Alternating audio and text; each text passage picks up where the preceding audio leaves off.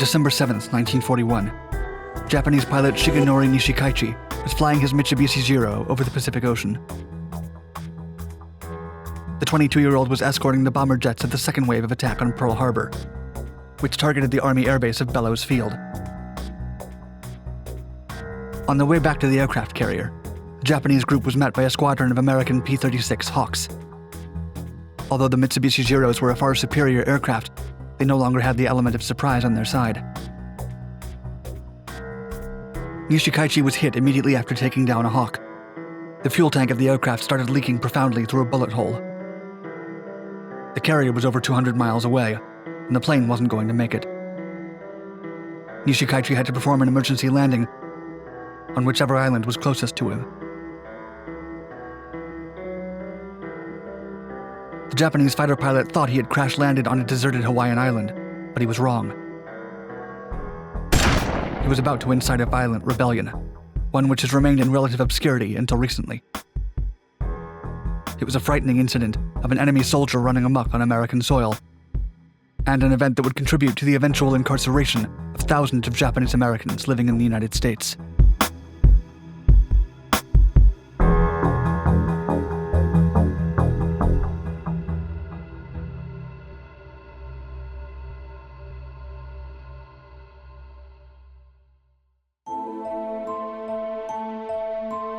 Niihau is the westernmost and second smallest of the main Hawaiian islands.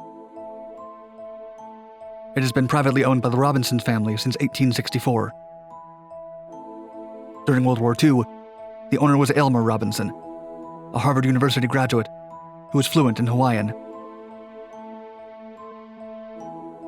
He ran the island without direct interference from the government. Although he lived on the neighboring island of Kauai, he made weekly visits by boat to Niihau. The place was only accessible with Robinson's permission, which was rarely given to anyone except his close friends or family. In 1941, Niihau had 136 inhabitants, almost all native Hawaiians, and only a few English speakers. While planning the Pearl Harbor attack, the Imperial Japanese Navy knew that many of their aircraft would be damaged in battle and wouldn't be able to return to their carriers. Therefore, the pilots needed a rendezvous point where they could be rescued by a submarine. They designated Niihau as an excellent location for these damaged aircraft to land. The island was wrongly believed to be desolate, and it was only a 30-minute flight away from Pearl Harbor. On December 7, 1941, after taking part in the second wave of the Pearl Harbor attack, Japanese airman Shigenori Nishikaichi lost control of his A6M20. As the pilot attempted to flare out for a landing, the jet's wheels hit a wire fence, and the plane nosed hard. Nishikaichi's safety harness ripped, and he slammed against the instrument panel.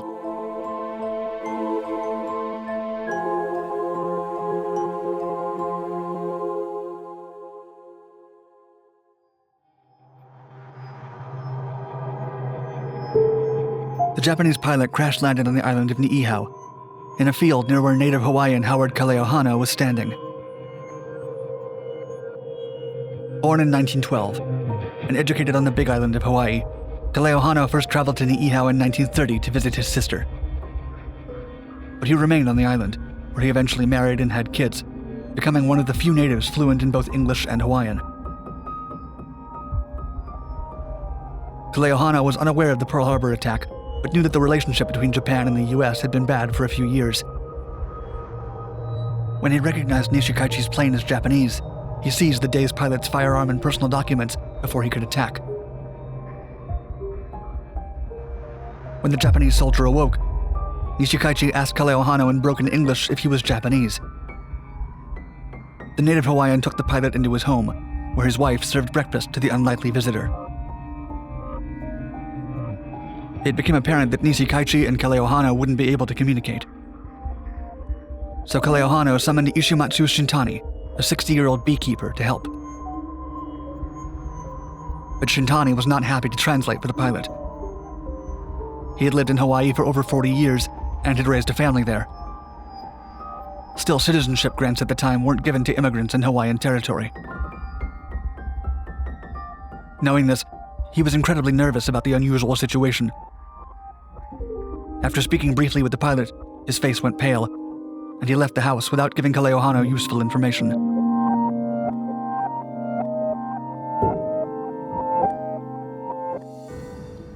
Kaleohano needed to find somebody willing to help, so he called the other two Niihau residents of Japanese ancestry, Hawaiian-born Nisei Yoshio Harada and his wife Irene Harada, who spoke Japanese.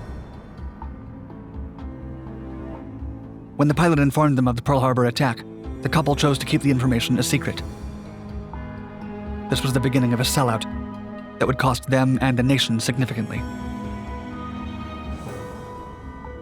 Ignorant of the situation, some friendly locals treated the pilot to a luau with music, drinks, and food. They all sang together as they waited for Nishikaichi to be rescued. However, the submarines never arrived. Niihau did not have electricity, but when night fell, a transmission brought by a battery-powered radio informed them of the terrible attack. The islanders realized that an enemy fighter had crashed on their land.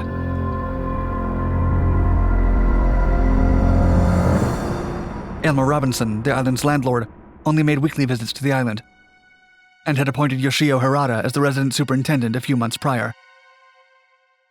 The situation put Harada in a difficult situation, torn between his American citizenship and his Japanese heritage.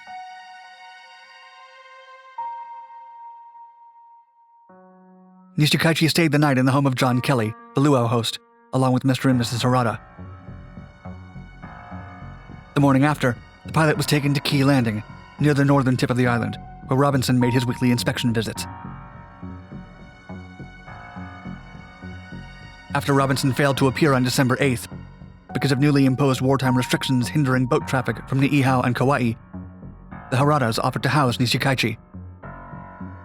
Without Robinson, they would be on their own.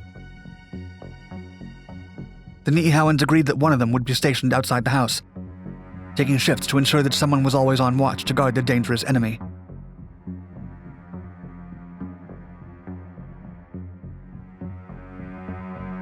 In the Harada household, Nishikaichi tried to earn their loyalty.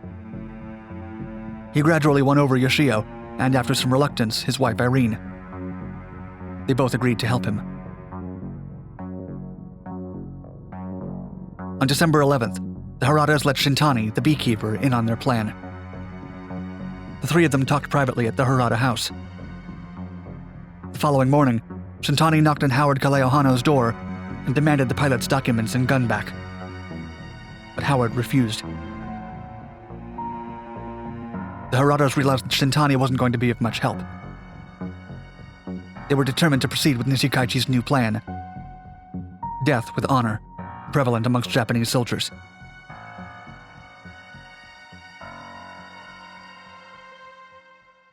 That same morning, Mr. Harada stole a shotgun and a pistol from the Robinson family's ranch house. As the island superintendent, he had a key. He loaded the firearms and hid them in a secluded warehouse used to store honey from the island's thriving beekeeping industry. Mr. Harada and Nishikaichi overpowered the guard on rotation that day. They made their way to Kaleohano's house to retrieve the documents, unaware that the islander had already handed them over to a relative after Shintani's threat. As the pair left the house, Kaleohano, who had been hiding, tried to run away. Nishikaichi fired his shotgun, but missed. Kaleohano summoned other islanders and convinced them to travel with him to Kauai, to meet with the Robinson family and inform them of the situation. The group set out on a 10-hour boat ride, while another group lit a torch at the top of Mount Paniao, visible all the way from Kauai.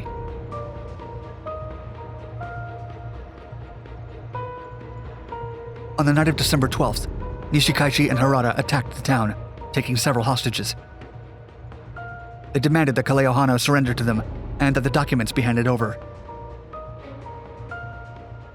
The remaining citizens, who knew of Kaleohano's plan, pretended to look for him, hoping that he would make it back in time before somebody got hurt. One of these men was Ben Kanahele, whose wife was one of the hostages. After stalling for several hours, pretending to look for Kaleohano, Ben pleaded with Harada to take the pilot's gun. As the pilot handed it over, Ben Kanahele jumped at him,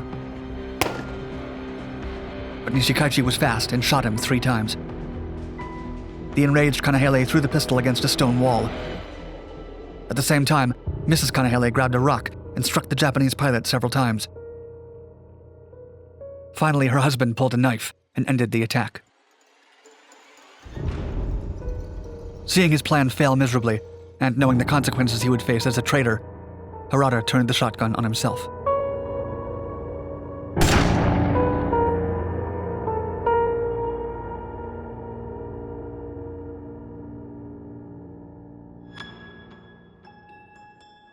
Mr. Robinson was able to see the signal fire from his home.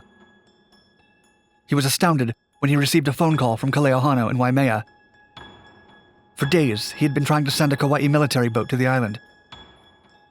But the Navy's ban on all boat traffic had hindered his efforts.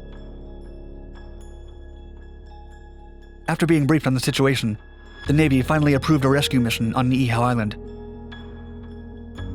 Robinson and the military reinforcements from Kauai arrived the next day and arrested Shintani and the grieving Mrs. Harada.